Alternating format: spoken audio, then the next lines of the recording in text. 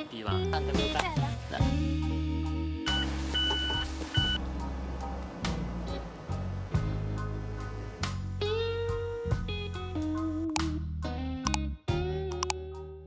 皆さんおはようございます。おはようございます。いつもご視聴いただきましてありがとうございます。本日はですね、奈良県にありますガレージ TRY さんで人気の軽キャンハッピーワンをレンタルして車中泊してみようと思います。僕たちはこの車中泊仕様のキャラバンに乗っているのですが、キャンピングカーの購入を考えていまして、去年名古屋にあります JP スターさんでハッピーワンの試乗をしてきたんですね。ただね、走るコースっていうのが決められていまして、少ししか乗ることができなかったのですが、やはりね、評判通り走りの方が少しねしんどかったので、僕たちは軽キャンの購入を諦めて、このキャラバンでキャンピングカーを作るか、もしくはスーパーロングの大きいキャラバンを中古で買って、それでキャンピングカーを作ろうかっていう計画を立てていました。ところがなぜかハッピーワンをね諦めることができなかったんですね。そんな時にハッピーワンをレンタルできるって知ったんですね。やはりキャンピングカーは走るだけではなく、このね限られた空間の中でいかにね快適に過ごせるかっていうことがね大切だと思うので、今回はねそのあたりも検証していきたいと思います。というわけで今回の動画は軽キャンの購入を考えている方の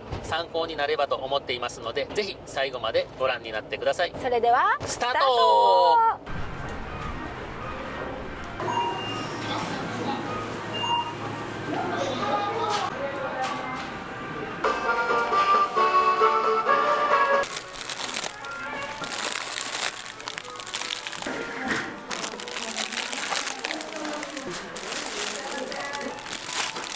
着いた。着いた。ガレージ TRY さんです。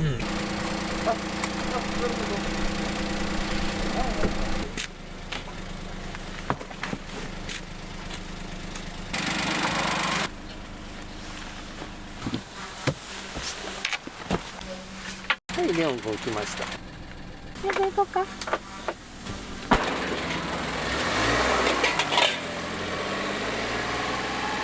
お店の方にね、スタッドレスってつけれますかっていうことを聞いたら、物があればつけるようにしますって言ってすぐね対応してくださってね、でスタッドレスタイヤをつけてくれたんですね。非常にこれはありがたいです。ありがとうございます。雪道を走れたらなと思って天川村へ向かいます。でね、今ね乗った感じなんですけども、前にね試乗した時はって思ったんですけど、下道走る分にはね全然問題ないのかなと。非常に乗りやすいな。でも結構揺れるな。揺れるな。そうやな、乗り心地は隣キャラバンの方がいい。の方が揺れは少ないかな。うんそれでは引き続きはい行ってみましょう。はい、ちょっと後ろ行ってくるわ。後ろ行ってる。ガチャガチャうるさいのが何か。これ後ろ行きやすいな。行きやすい。これはめちゃくちゃ行きやすい。これじゃない。これちゃん。この後じゃない。これはちゃん。それかな。ちゃうか電子レンジ。ハッピーワンの外観をねちょっとざっとね紹介したいと思います。これねベース車両はダイハツのねハイゼットっていうね軽トラなんですけども、このね顔なんですけど、僕一番好きな顔で、なかなか男前じゃないですか。でこの男前な顔とこの可愛い雰囲気がもう相まってハッピーワン好きなんですよね。じゃあねざっとね外回り紹介したいと思います。このねバンク部分ね、これがリーゼントとも言われてます。かっこいいというか可愛いというかね、これがねハッピーちゃんのね魅力の一つでもありますよね。ここにね窓があるんですよね。ここがまた可愛いですよね。お子さんとかねこっからね顔を出してね喜ぶやろね。サイドにもね大きなね窓があります。これまたね中からねどんな風に見えるかっていうのもお見せしたいと思います。こちらがねバッテリーが入っていますね。こちらがね燃料タンクになります。ここから燃料を入れます。はい、こちらがね外部電源になってます。 RV パークなんかでね電源をカチッて挿すとね電気が供給されるようになっています。こちら秘密の扉がありましてね、こんな感じでね結構広いスペースやんなこれな。そうやな。ここまあゴミとかな、濡れ物汚れ物とか、汚れも置ける。ここは結構便利かもね。便利やなこれは。ここはね FF ヒーターの燃料の軽油を入れるところになってます。はい、これがねこれはいいな。これがめちゃめちゃ便利。シャワーになってて、こうひねります。ね。便利。これはいい、ほんまめちゃめちゃ便利やと思う。便利やな電源のスイッチ類ね、これ入ってすぐのところにあります。これね、メイン電源がこれめっちゃかっこいい。このハッピーワンにはオーニングがねついてまして、オーニングのスイッチがこちらになります。電動で開くというね、こんな感じでね、これがいいですよね。これね、ここ今ね公共の駐車場なんでね、これ以上も開けずに、これはもう一旦直します。これはすごい便利ですよね。ここね電気がつくんですよ。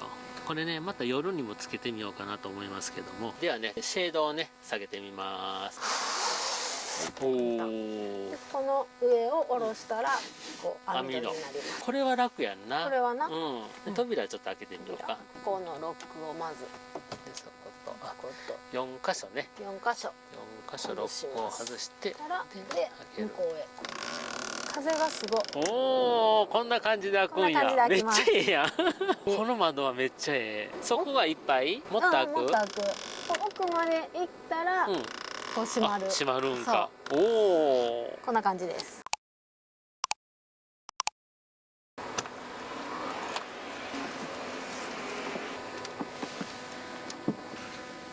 それではね、今からね車の中でお昼ご飯にします。はい、今コンビニで弁当買ってきたんでね、まずね電気つけましょうか。ライトのボタンが2つあります。これとこれで、こっちをつけると、おお、明るい。明るい。おお、おしゃれ。じゃあ弁当食べようか。なんかめっちゃ明るいな。明るい。なんかめっちゃええな。めっちゃいい。全部白やもんだって、カバンの。お昼をさっと食べれるかどうかっていうのがすごい重要やって、意外とええな。この椅子も深いからめっちゃなんか座り心地いいわ。これ2人やったら快適かも。快適。今のキャラバンの使い心地と比べたらもう断然こっちの方が良さそうな感じかな。この空間の広いな。やっぱりこの高さがあるってすごいね。座って頭も当たれへんにしても、なんかその上があるっていうだけですごい開放感があって。これでも外から見るんとさ、中におるんとで全然ちゃうよな。外から見たらめっちゃちっちゃくて、そう、意外と中に入ったら秘密基地って感じよな、これ。広い。めっちゃいいかも。やっぱいいよな。とりあえずご飯食べようか。はい、いいただきます。チキン南蛮、これをかけます。チキン南蛮なんだ。これチキン南蛮ね。かけます。ビヨーン。うまそう。体に悪そう。カロリー高そう。使いやすいなこのテーブルな。いただきます。いただきます。チキン南蛮のお味を。制限速度がね、ここ今70キロになってるんで、ちょっと70キロでね今ね、はい、走ってみます。これねちょっと今日は検証がねできるかなと思ってます。やっぱりね風の影響は確かに受けますね。ちょっとねやっぱハンドルがどうなんやろう。まあ今60キロから70キロぐらいの間でね走ってるんですけど、まあ別にね大丈夫ですよね。普通に走れますよね。ただね風本番今日めちゃめちゃきついんで、この風でまあこんなぐらいの感じで走れるんやったらまあ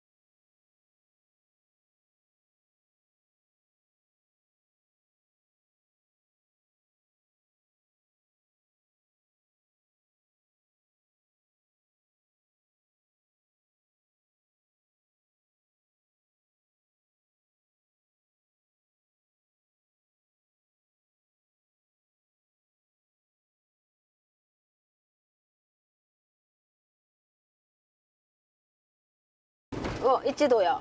お、一気に下がったな。一気に下がってきたな。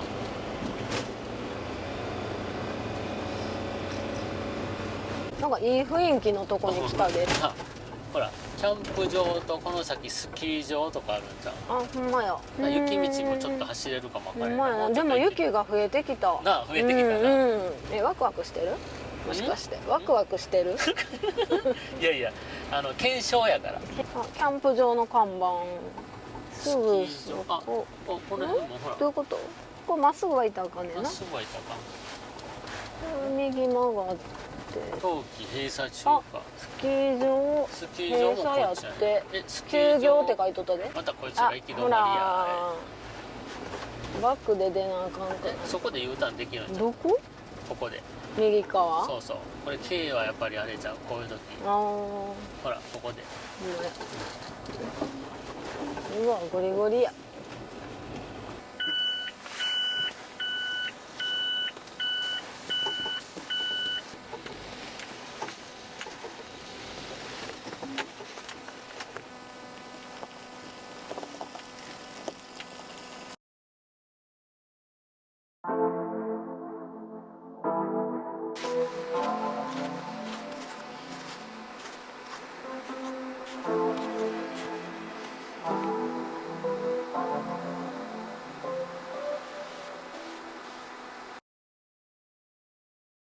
それではね、このハッピーワンの外部のライトっていうのがありまして、ちょっと今からつけます。これだけでもね、十分足元ね照らしてくれるからね、明るいな。オーニングのところにも LED ライトがね入ってまして、それをね今からちょっとつけてみますね。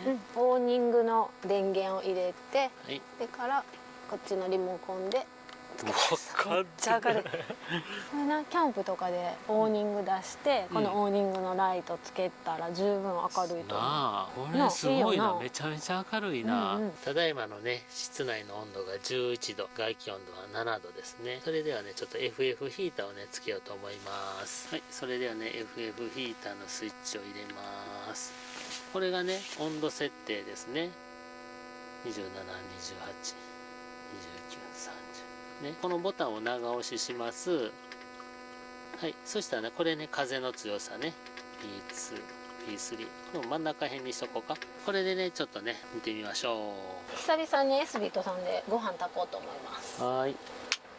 しけてる？いける？いい。じゃあご飯炊こう。結構音するな。結構音するな。でもちょっと水道あるとやっぱ嬉しいな。これがしたかったな。なあ、したかったな。やっぱりこのザルな、立つな。柳総理な。柳総理持のってきたわ。ザル使いやすいから持ってくるよな。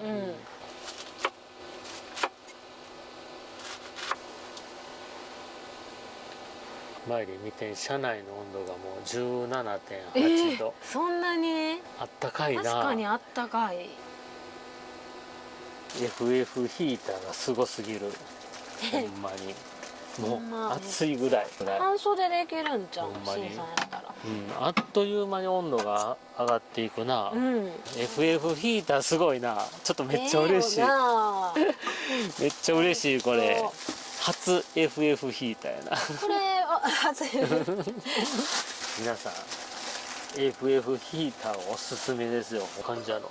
あ、美味しそう。お、宮崎思い出しながら。宮崎思い出すな。炭火焼き。いい匂いがしてきた。めっちゃいい匂いやな。なあ、これをつまみながらもう一個のやつ作ろうかな。ええ音しそうな。ええ音しと。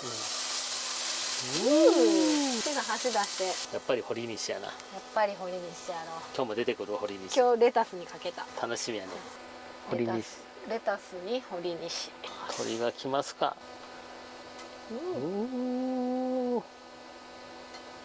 たまらんな。たまらんな。美味しそう。いただきます。ここから。あ、繋がった。ここからこれちょっといただきます。うまっ。うわ、めっちゃ美味しい。宮崎思い出すな。うまっ。上着。この換気扇が仕事してくれとうな。換気扇やっぱいるかな。よう吸うな。この窓をな、ちょっとだけこう。こうやってちょっとだけ開けて。ちょっとだけ開けて。ちょっと目隠しに。目隠しして。夏やったらこれを網戸にしとってもいいよな。虫が入らんようにな。で、あそこから風を吸い込んで、ここから出します。豚炒めます。火使っとうからかな。鶏がめっちゃうまい。鶏めっちゃあったかいというかあったかい熱くなってきた。熱いやろ。うん。だって今23度になっとる。うわほんまや。FF ヒーターも一番弱いのにしとんねんけどな。あそうなの、うんすごいな。パワーがある。なあ、うん。あったかいわ。すごい油やな。油な豚バラやから。堀西。堀西。なんでも堀西。何でも堀西。使いたがり。わ、ええ匂い。ええ匂いするよな。ええ匂いするな。バッサリいっちゃおうか。柳総理やな。これ夜食にラーメン食いに行かれへんな。道の駅の近くに彩華ラーメンってあって。めっちゃ美味しいねんな。夜食で行こうかって言うとってんけど、行けるかな。どうかな。お酒ね。醤油。ちょっとだけごま油。ごま風味。油。うわー、うわたまらん。はーい。どんな感じかな。オオープン。結おー。構わいい感じや。このシートいいよな。このシートはね。めちゃめちゃええやろこれ。これほんまええねん。このシート引くとねくっつかないのよね。くっつかへんここが。な。そほら。う。ほら。洗い物がめちゃめちゃ楽。そうこれほんま考えた人すごいよな。すごいな。素晴らしい。お疲れさんでしたお。疲れさんでした。すごい。ハッピーワンでの車中飯。なんかやりやすかった。やりやすかったな。うん。うん。この辺がやっぱ広いし、うん。作りながらいろんなもん置けるし、この辺ね。あこの辺がねこの下うん。が広いんですよ。な。すごい使いやすいな。前のとこもうん。台に置けるし、テーブル広いし。いただきます。いただきます。いただきます。菊菜菊菜とと豚の。めちゃめちゃうまい。美味しい。あ、美味しい。菊菜が美味しい。美味しいな。うん。菊菜とレタスは産直で買ってんな。ん来る時になそうそ。めっちゃ暑いねんけどさ。何度今25度。 25度。すごいな。今 FF ヒーター切っとんねんな。うん。で窓もちょっと開いとうし、すごい。レオン君2階にいます。2階で。はい、レオン君、皆さんにご挨拶はここから見とんねんな。見張られとんねんな。な、めっちゃよう見える。2人やと荷物置けるからめっちゃいいよな。そうそう、ここにこんな感じで、な取りやすいようにね。なんや。奈良にすごい。 Do you miss me at all? 最近山に Do 行 you って think about the things we used? 登山とか。どっちかで山の方が多いんちゃう。最近せえへんな、ほんま。うん。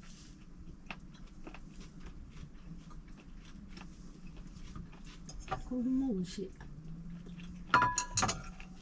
ビールのあてにしたいんじゃん。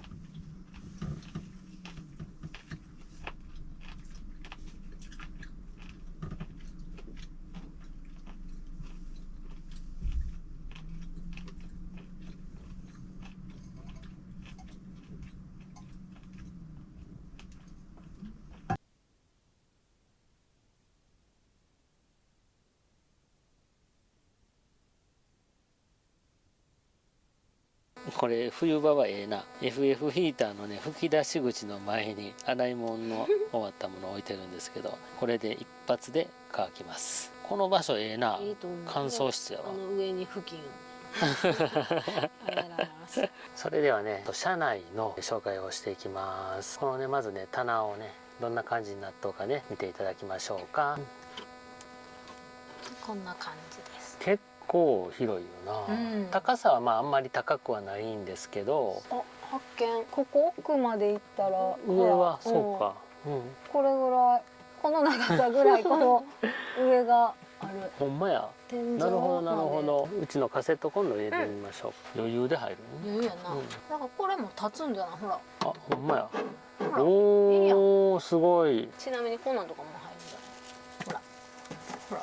ほら。あ、あ、これはここは上手に使ったそうやらなかなり有効活用できそうですね、これが6箇所あります。今ねちょっと試しにねいろいろと持ってきたものも入れてみたらこんな感じで入ってます、うん、結構入ったな。うんあ何？あ、電気つくのお軽今たまたま気づいたんですけどこれ電気つくねんない。びっくりしたな。めっちゃ明るい。めっちゃ明るい。家ぐらい明るい。ほんま明るいな、うんここはこれティッシュがねこんな感じでこのまま縦に入りますスポッと入ります。このね後ろの棚なんですけどこれはねここにね結構奥行きがあるんですよ。スピーカーの配線が上にちょっと出てるんですけど、ちょっと長いものはこの後ろの棚に入れたらいいかなと思います。ソファーの下はねどんな風になっとうかお見せしたいと思います。この上に乗ってるマットをねまずちょっとどけていきますね。これも外すとうん、このように。これどんな感じでこう開くんやな。この下にはねこの冷蔵庫が入っています。今回ね僕たちはこれね使っていないんですが、こんな感じでね冷蔵庫が入っているんですけども、ここに冷蔵庫があるのはどう？ちょっと使いづらいかなと私たちは思ってるよね。っていうのがこの板を外さないと冷蔵庫が取られへんってことは結構面倒くさいめんどくさいよな。マットどけて板を上げてっていうことになるので、できるならばやはりここは普段使わないものを収納するようなスペースにするか、もしくはねこのね下からねこの扉をこういう形でね開けます。これね結局ベッド展開するときはこの扉を開けることになるんですけども、これを開けてここからこうなんか引き出すっていう風な形でねここから物を取り出すっていうことは可能ですね。この辺の使い方がちょっと、工夫がいりそうですね。そしたらね次はね冷蔵庫がここに入ってまして、この隣の扉ねここをちょっと開けてみようと思います。こんな感じでね、大きな収納スペースがあります。こういう感じでね収納できるようになってます、ね、裏にねちょっと配線があるんですけども広いスペースかなと思います。最後ねもう一箇所ねここにもスペースがあります。これ開けてもらうと、ここはですねこんだけのスペースがあるんですけども、リチウムイオンバッテリーを2つ積む方は多分1個がこっちに来ることになると思います。というのはですね、このね一番後ろの下にも収納スペースがあります。はい、ここにね収納スペースがあります。物々しいスペース。これ左側にリチウムイオンバッテリーが入ってまして、右側はこれインバーターですかね。こんな感じで入ってます。この後ろの部分はもうこの2つでいっぱいいっぱいになってますので、バッテリーをね2つ付けられる方は先ほどのねスペースにバッテリーが1個入ってくると思います。それではねマイリンにベッド展開をしてもらいたいと思います。まずこれを上にどけます。頑張って。はい、これ大きいのが、はい、大きいのな、この大きいのこの上行こうか。いける？この上によいしょ、一旦これがなちょっと面倒くさいかな。慣れたらどうなる、うまいことできるんかな。はい。で扉を開きます。扉を、これが結局足代わりになるんやな。そういうことやな。全部開いた状態にして、はい、はい、でそれで上の扉を、これを板を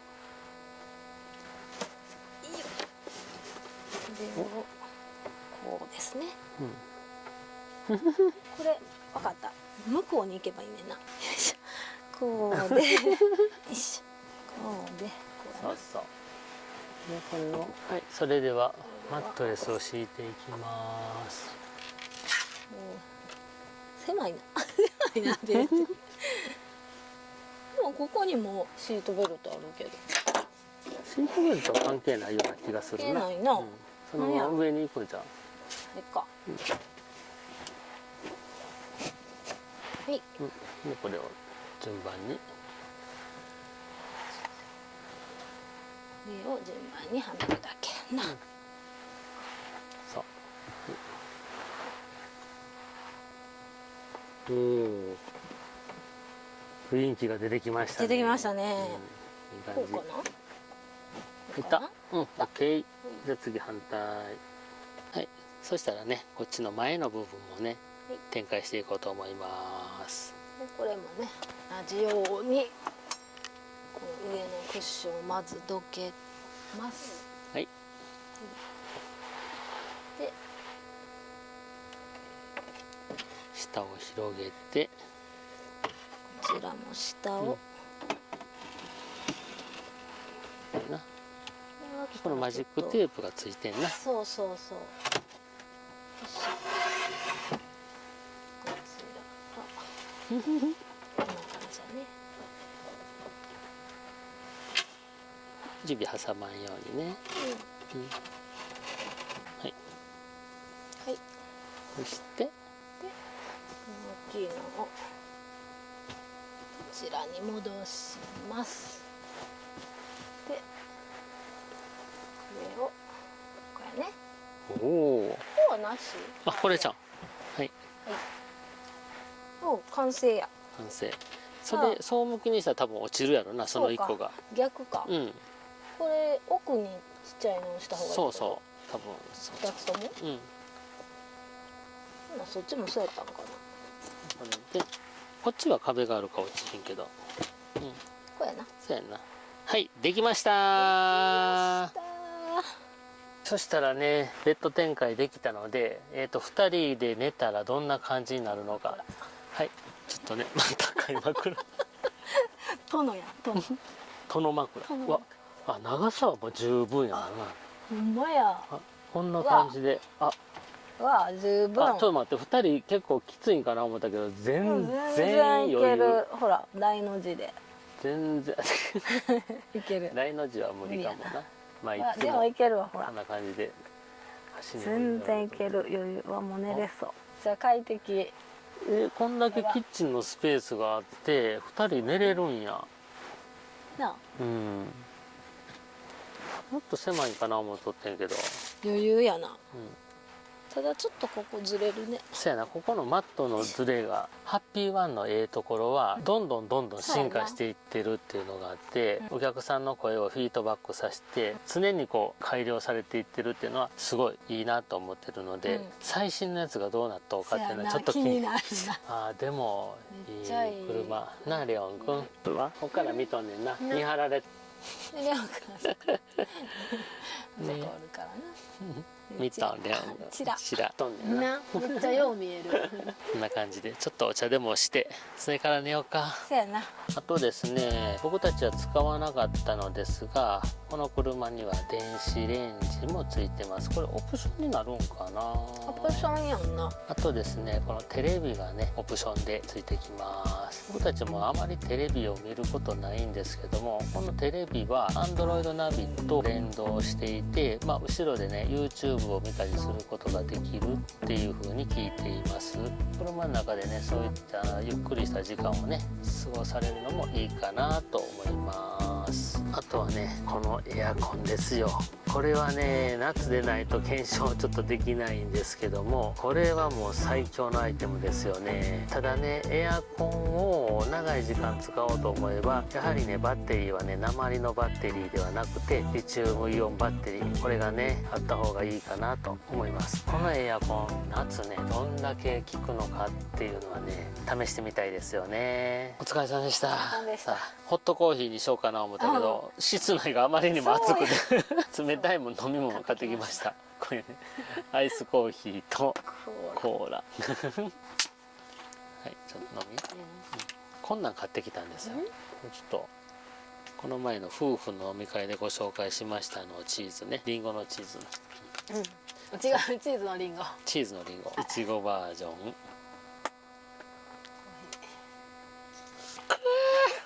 コーラ久しぶりに飲んだな。うまい。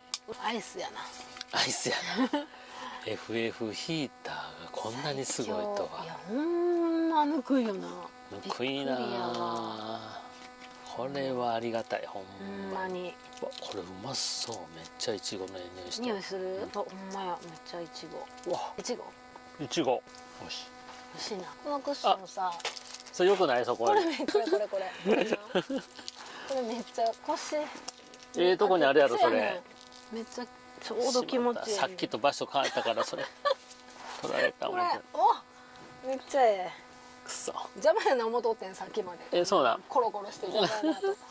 しかしあれやな、ほんまこれベッド展開してもな。外の気温は今 3.8 度、室内は 21.9 度。結構寒かったな、外。寒かったな。FF ヒーターつけて寝るんやったらやっぱり濡れたタオルとかいっぱいかけて。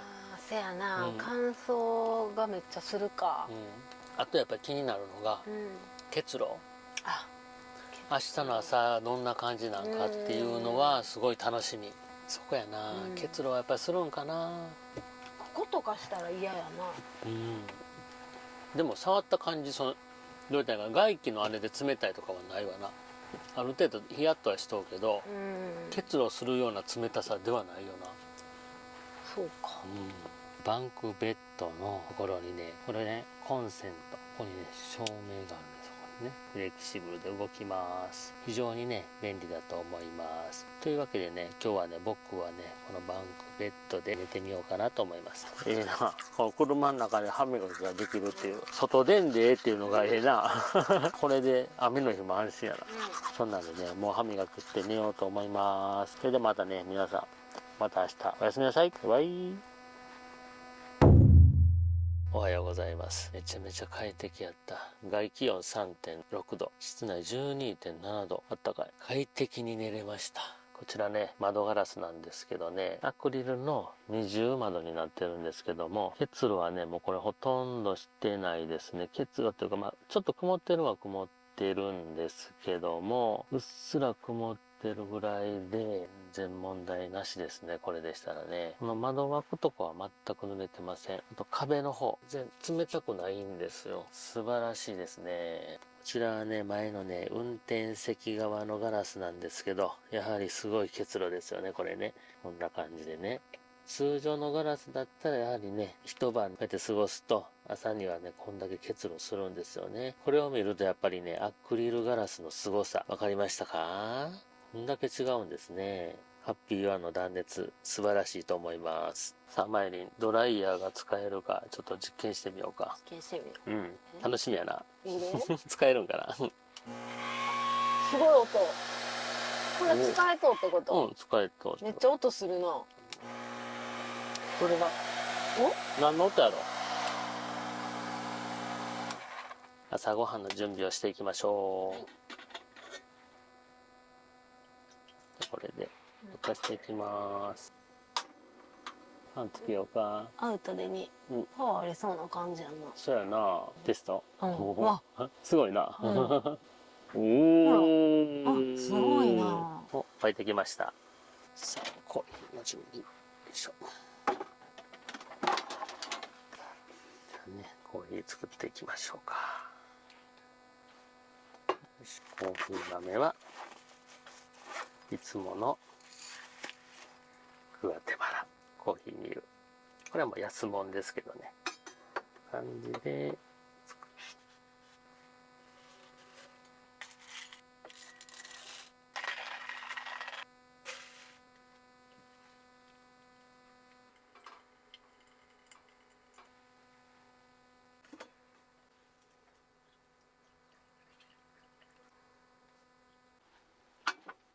今日の朝ごはんは肉まんです。肉かな。無理やりいっちゃうよ。すごい挟み方。無理やりいっちゃうよこれ。お、すごい。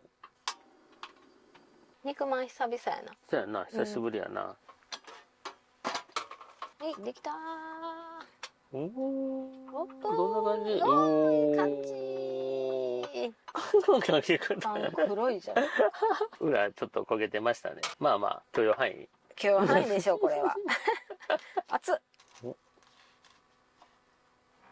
はい、できました。こんな感じで、こんな感じで、Cは肉まん、こっちがピザまん。いただきます。満タンや。あ、美味しい。安定や。ピザからいく。で、俺肉からいくわ。うん、うまいな。ミックスいいな。どっちも食べれる。そうやな。これただいま外の気温が5度、室内の温度は 25.2 度。あったかい。だから25度？すごいな。それは T シャツ一枚で折れるな。これでも半袖でちょうどいいええぐらいやろな。多分俺今極暖着とって暑いもん。暑いやろ。快適やな。快適。この朝ごはんをこんなええ環境でゆったり食べれるって幸せやな。キャンピングカーってすごいな。いやー、これはやばい。キャンピングカーのこの魅力に取りつかれてもだ。もうほんまこのまま乗って帰ろうかな。はい。はい、朝ごはん終わりました。ごちそうさまでした。今回これ借りてよかった。やっぱり行っ泊2日乗らんと分からんことがいっぱいあるよな。やっぱりキャンピングカーなんで、やっぱ走りだけではなくて、限られた空間でどういったことができるかっていうのは、一泊せんと分からんよな。そやな。まあ一泊では分からへんけども、でもやっぱり何にもせえへんよりは全然感想が違ってくる。すごい良かった。前回名古屋でその試乗した時はもう経験はないかなって思ったけど、今回この車借りてもうめっちゃ気に入っとったもんな。ほんまこれ乗って帰りたい。まあいい点を挙げたらまあキリがないかなとは思うんですけども、ちょっと気になった点としては、パワーがないとかっていうのは、まあ僕もね、昔トラック乗ってたからそんなに感じないっていうのは正直なところで、やはりね、でも気になるっていうのはやっぱ風に対するその揺れ。昨日ちょうどね、すごい風が吹いてたんですよ。だから良かったと思います。高速道路とか風が強い日っていうのはやはりちょっと怖い部分があるのかなとは思うんですけども、そこはね、やっぱりね、スピードをね、落として走れば問題はないと思うんですね。でもまあ何よりね、安全っていうのがね、最優先なんで、その辺はやっぱりスピード調整して、まあ怖いなと思ったらもう高速道路をやっぱり降りて下道で走るっていうね、方法を取るのが一番ベストかなと思いますね。まあそれを差し引いても、このやっぱり居住空間の快適性、これはやっぱりさすがキャンピングカーかなって思いました。今回ね、FF ヒーターのね、実力を見せられましたね。夏借りてクーラーも一遍実証実験してみたいなっていうのは正直思うんですけども、夏まで待てるかな。ハッピーワン今頼んでもでも9ヶ月待ちって言うとったかなっていう感じで、やっぱりキャンピングカーいいですね。ちょっとこれはまた悩みますよ。スーパーロングで作るのか、ハッピーワンを買うのか、ほんまこれ余計に悩む要素が増えてもたな。悩むな。もうめちゃめちゃこれほんま今回ね、借りてよかって。走りがめっちゃ良かってな。なんか快適に運転したもんな。全然快適でしたよ。もう下道やったらね、ほんま全く僕は全く問題なかったですね。ちょっと乗っただけではやっぱ分かれへんかな。乗りやすい、すごい。乗りやすい。小回り利くし、確かにやっぱりね、女性の方がやっぱこれ買うっていうのも分かる。高さだけちょっと気ぃつけないとダメですし、でブレーキがねちょっと弱いとかっていうのも聞きましたけども、これもね慣れだと思います。そんなに危ないほど効かないとかそんなんでは全然ないので、普通に運転できますので大丈夫だと思います。こんな感じでね、今回のレンタルハッピーワンでの車中泊の動画以上となります。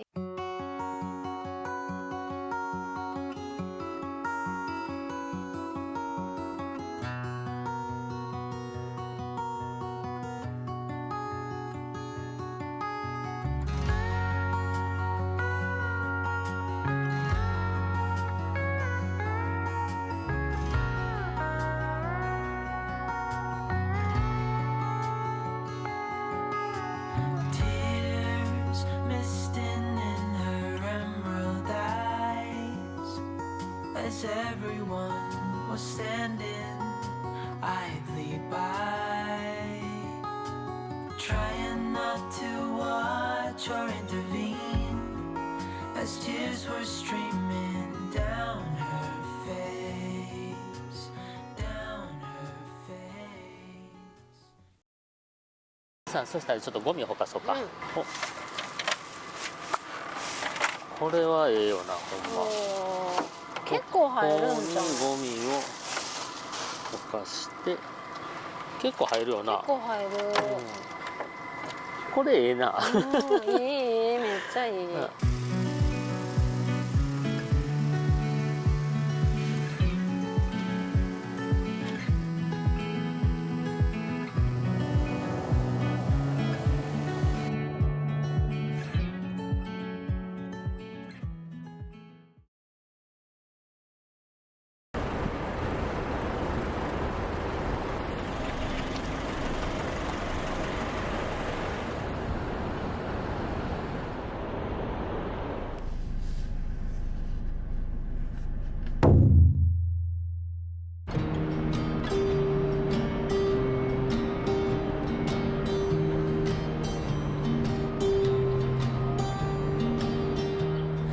was never the one to write up a song for just anyone. I was always the one to find myself lost in them conversations. Cause I've always been told. 皆さんおはようございまおはようございます。す。いつもご視聴いただきましてありがとうございます。ありがとうございます。私たちはね今伊勢湾岸自動車道の刈谷パーキングエリアっていうところにいます。はい。昨日の夜からねこちらの方で車中泊してました。はい。隣にね、ハイウェイオアシスっていう大きなサービスエリアがあるんですけども、そこのねデラックストイレっていうのがね今改修工事中でして、トイレが使えないっていう状態です。で他にもねトイレあるんですけども夜10時までしか使えないので、この隣のねパーキングエリアの方で車中泊させていただきました。今からハッピーワンを購入するために JP スターさんの方に向かいたいと思います。はい。さあどうなるか。はい。この後でまたお知らせしようと思います。I don't know where she came from. Kinda turned me upside down. I just don't know what to do.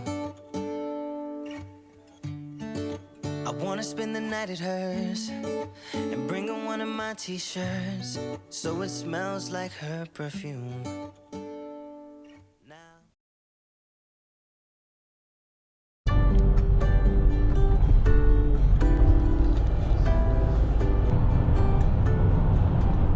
はい。はい。ちょっとね動画を撮るのが遅くなってしまいましたが、外はもう真っ暗ですけども、はい、JP スターさんの方に行ってきました。はい。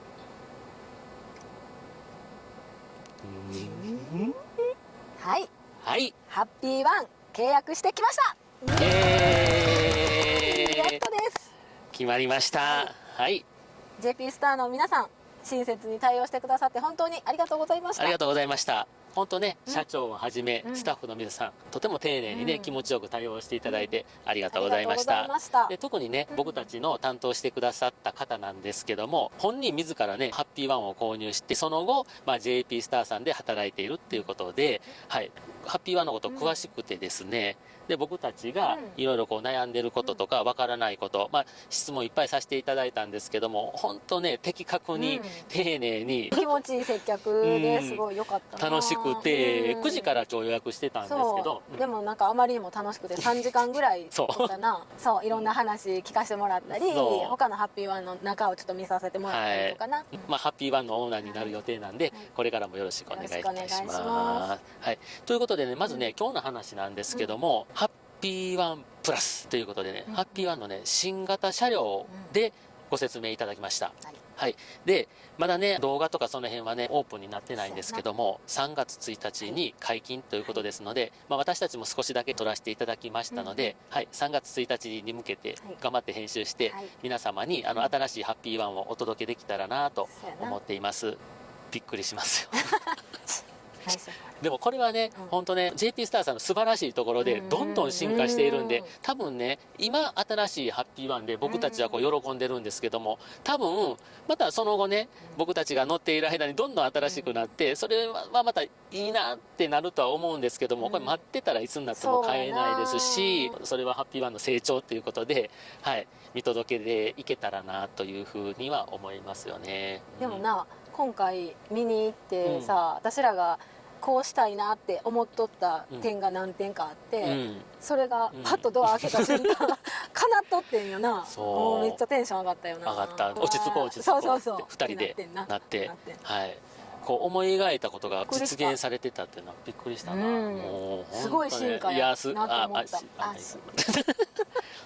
そんな感じですごい良かったですね。ハッピーワンプラス、はい、3月1日にアップしようと思っていますので、皆さんお楽しみにお待ちください。今ね、私たち NV350 キャラバンに乗ってるんですけどね、それからなぜハッピーワンに乗り換えようと思ったかっていうのをちょっとお話ししようかなと思います。はい、興味のある方はね、ぜひね最後まで聞いていただけたらなと思っています。僕たちね、子供が小さい時にハイエースを買って、ハイエースを11年乗ってたんですけども、その後ね、この今のキャラバン、3年目になるんですけども、ベッドをつけて車中泊しようということで、車の中で寝れたらいいなっっていうのがあったんですね。私たちの旅のスタイルっていうのが、遠くに遊びに行って、でその現地で目いっぱい遊ぶ、だから行き帰りはやっぱり走行性能をすごい重視して、現地では車の中で寝れたらいいな、で荷物がいっぱい乗ったらいいなっていうので、ハイエースキャラバンと乗ってたんですね。この2台に関しては全く問題なくて、すごい大満足してるんです。で今のキャラバンもこう自分でねテーブルを作ったりして、すごい快適に過ごせてるんでよかったんですけども、旅のスタイルっていうのがだんだん変わってきて、そうやな、慌てて現地まで行って、わーって遊んでっていうよりも、まあ、自分らのペースでゆっくり現地まで行って、時には途中で一泊したりとかしつつ、現地まで行って、現地で観光してから、夕方ぐらいからな車内でちょっとくつろいでっていう時間を持ちたいなっていう、そういう楽しみ方をしたいなっていうふうに変わってきたよな。そうそうでね、まあ、チャンネル名もね、スローライフっていうことで、20代30代40代のその旅の仕方と、まあ、今のこの50代の旅の仕方、もうちょっとこう時間をそのゆったりと贅沢に使った旅をしたいなって2人で話してまして、最近では1回の旅がまあ3日やったり4日やったりと、まあ、ちょっと長くなってきたと、まあ、そんな中でその車の中で過ごすね時間っていうのがちょっと長くなってきてるな、今まではまあ車の中でまあ寝るだけっていうのがまあほとんどだったんですけども、車の中でご飯を作ったりとか、その後ゆっくり車の中でくつろぐ時間、その日のあったことを話しする時間で、次の日の予定を立てるっていうね、そういう車の中での時間っていうのが私たちの中では快適にしたいなっていう思いがあって、キャンピングカーが欲しいなってこう話をしだしたんですね。でね、当初はその今乗ってるこの車をまあキャンピングカー仕様に改造してっていうふうに考えてたんです。そういう話をしながら、去年の夏ぐらいかな、YouTube でクーピーさんがですね、ハッピーワンを紹介してたんですね。でそれを見て一目惚れ何が良かったのかっていったら、まずスタイルですね。ハッピーワンの見た目が可愛くて、中がおしゃれっていうのがあって、僕たちがそのキャンピングカーに求めてるものっていうのが、ちょっとこう水をやっぱり使いたい、でシンクがあったらいいなとか、で中で自由に動きたいっていうのは、その雨降りの日とか、やっぱりこういうキャラバンとかでしたら荷物出し入れするのにこう一旦外に出たりなってしまうので、雨の日とかでも室内で全部ねいろんなことができたりとか、電気いっぱい使いたいとか、まあそういう思いがあったんですね。そんな中でクーピーさんがハッピーワンを紹介してまして、それを見て、いいやん、欲しいものが全て揃ってるし、まあ名古屋のね JP スターさんの方に行って試乗させてもらおうっていうことで行ったんですね。軽キャンピングカーっていうことで、走りが風の抵抗を受けやすいからちょっとふらつくとかっていうのがまあ聞いてたので、まあその辺もちょっと確認したいなと思って試乗させていただいたんです。その時はね、まあちょっとしか乗れなかったっていうのもあるんですけど、自分たちがちょっと思ってたよりもなんか違うのかなみたいな風に感じて、その時はね購入にはねちょっと至らなかったんです。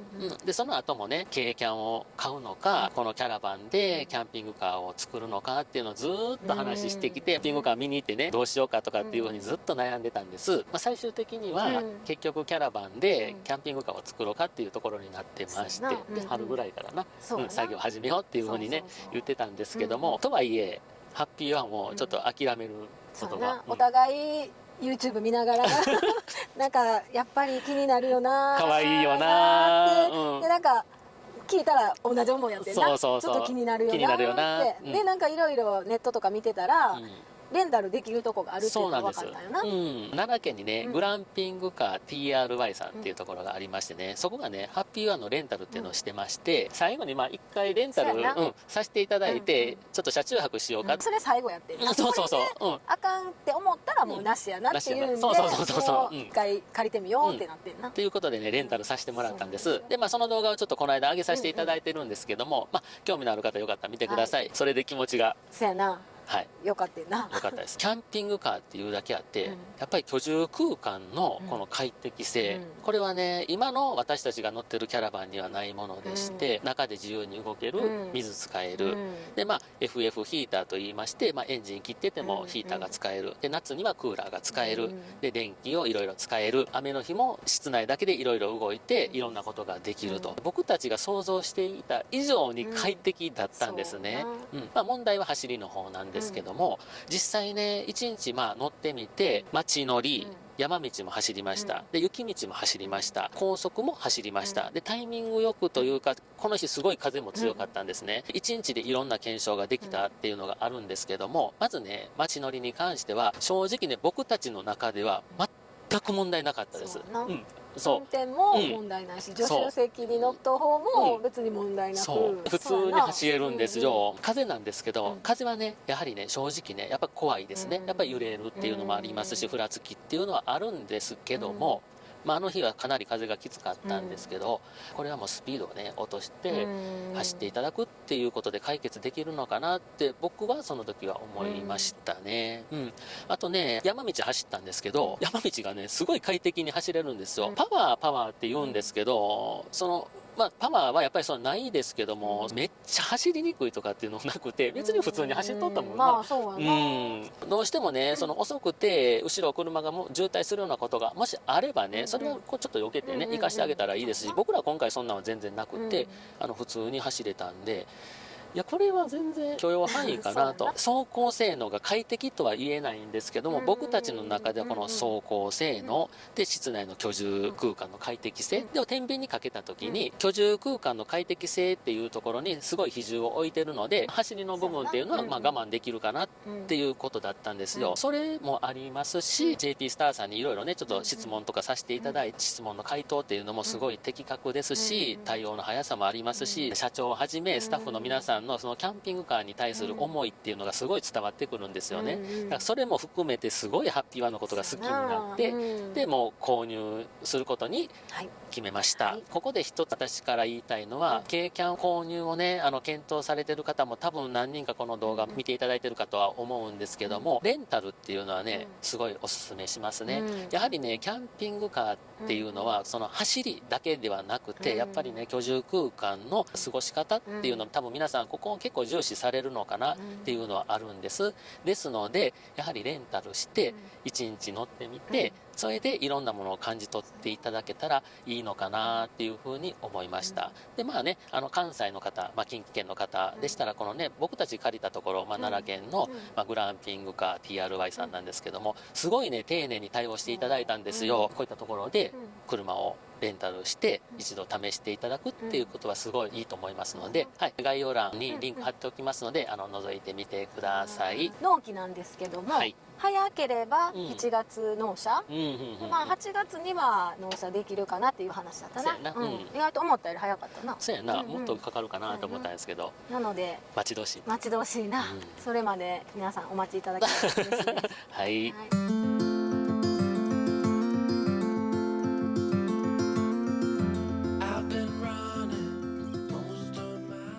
皆さんこんにちは。こんにちは。いつも動画をご視聴いただきましてありがとうございます。ありがとうございます。本日は新型ハッピーワンプラスの紹介動画になります。最後までご視聴いただけると嬉しいです。その前に少しだけ私たちにお時間をください。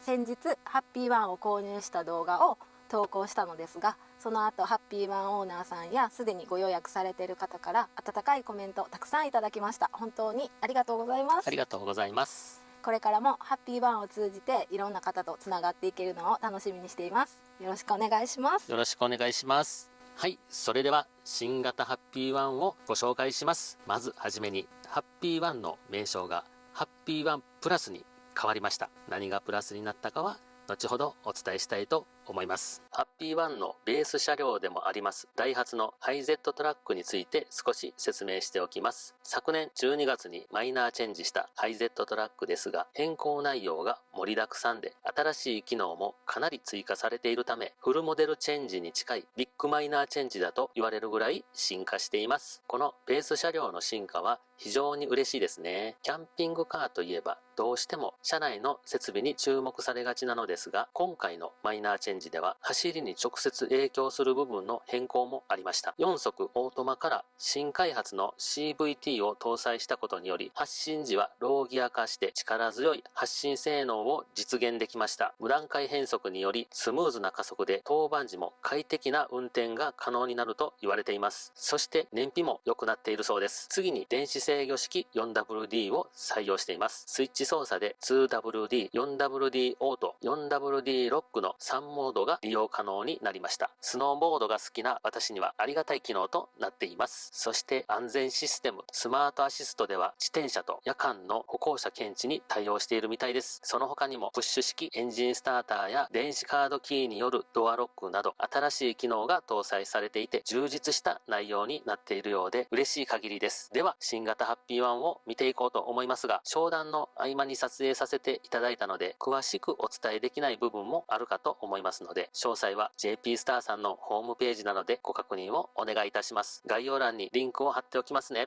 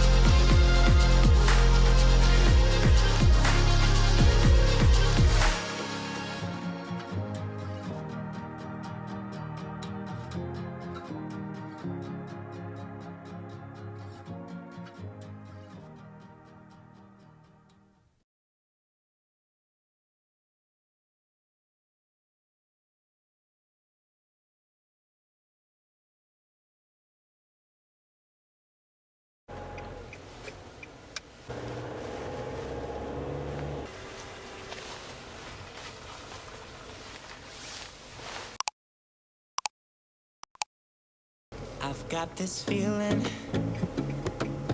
I'm feeling you could be the one. I see no reason why I should ever let you go. Don't wanna wake up if I'm dreaming, because you know I can't get enough of this feeling you're giving me. Don't wanna wake up. No, I don't wanna wake up. Don't wanna wake up without you, baby, without. I wouldn't know what to, baby, without you. I wouldn't know what to. Oh, you know, oh, you know, oh, you know. I wouldn't know what to do. I wouldn't know what to do.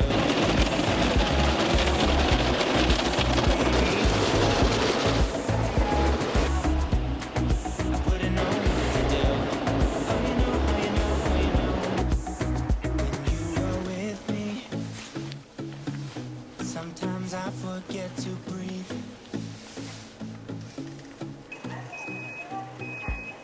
Looking in your eyes, wish you could see.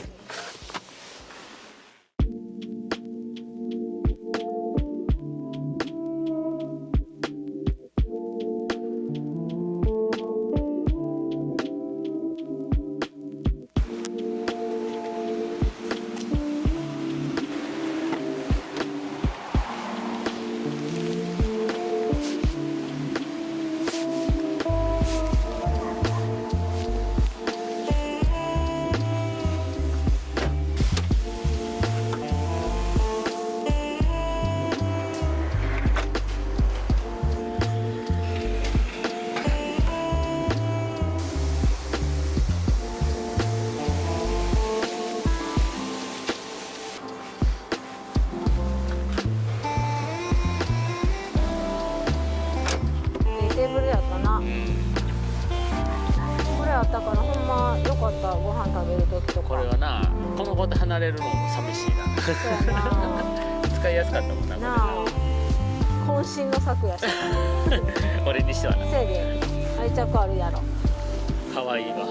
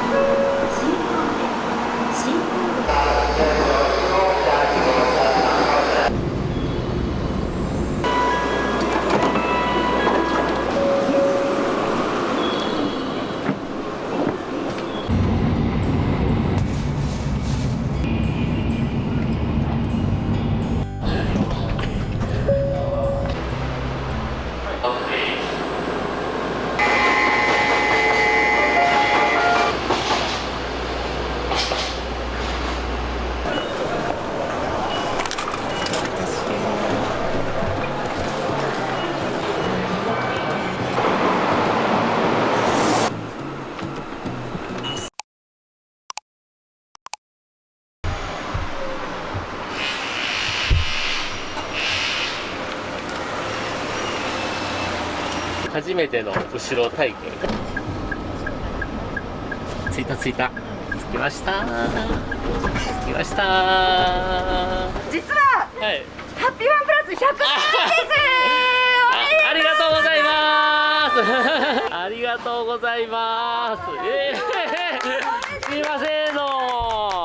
ハッピーワンの中でお二人で楽しく食べていただきすいません。おめでとうございます。ありがとうございます。すいません、どうも。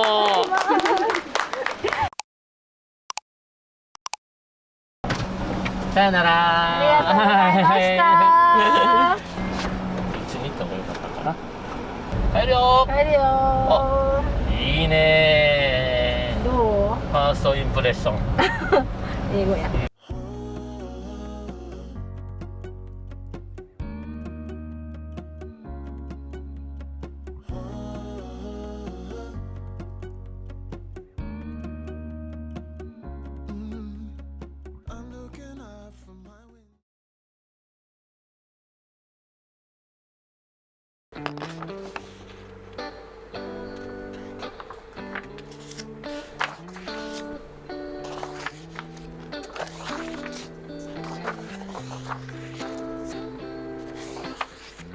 We used to hang around town pretty late.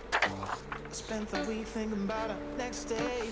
It was easier then, so much easier then. Or like that time I picked you up outside of school. Said, screw my dad, I make my own rules. It was easier then, so much easier then. Take me back to those easy summer days when we stopped at nothing, baby. Yeah, we stopped at nothing, baby. They couldn't take us, they couldn't change us, they couldn't catch us if they tried. No, we didn't care at all about winter or spring or fall. We felt so alive and girl, we were thriving on kisses and sunshine and mischief. Yeah, we had one of those things.